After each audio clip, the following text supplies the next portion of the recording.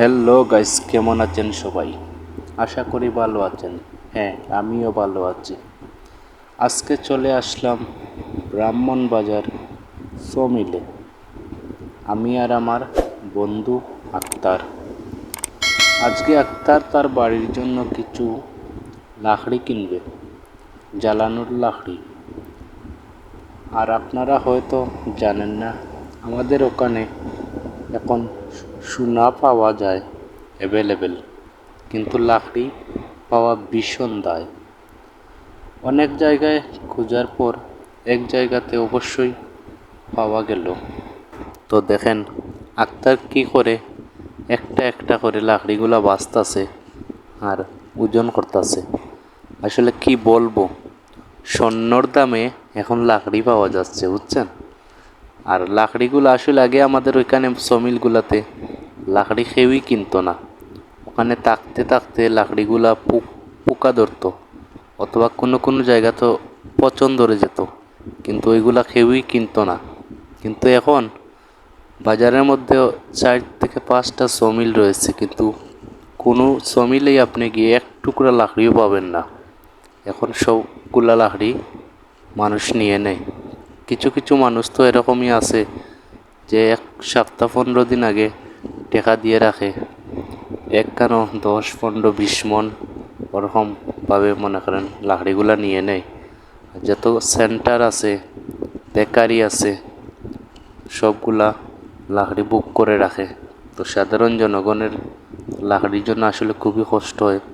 তো আমাদেরকে বাজার থেকে ছোট ছোট যে লাকড়ির আটা করে, মানে ছোট ছোট করে লাকড়ি কেটে ছোট ছোট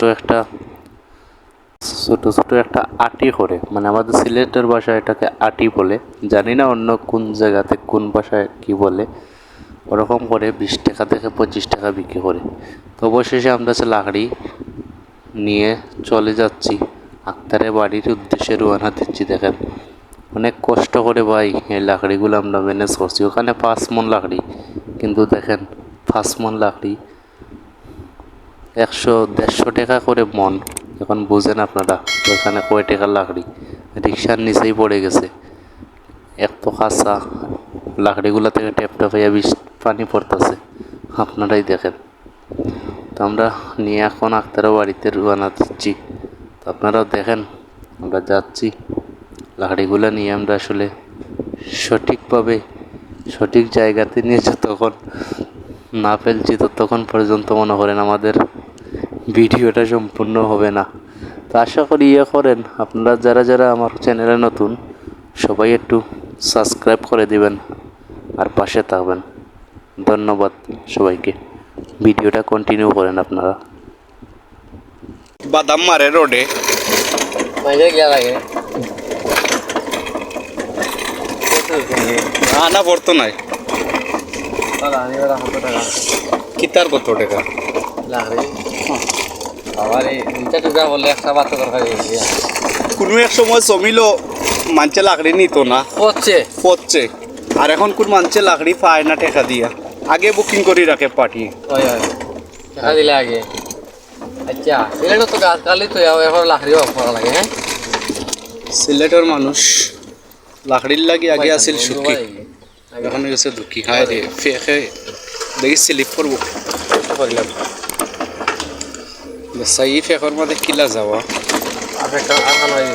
বেমানি বেটা মাছ খালি হ্যাঁ আজ খেজা মারে, তার লাগে জীবনে অটো রিক্সা তুলতে নাই।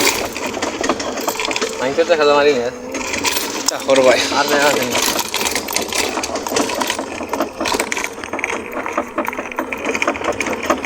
মাছ মাছ ধরে আনছি 80 টাকা ইচ্ছে গেলে তো 1 কেজি মাছ চাইলেন। আমি একলা মানুষ মাছ দিতে হতো। তো আমরা চলে আসলাম বাড়িতে। রাবিয়া লাকড়ি লামা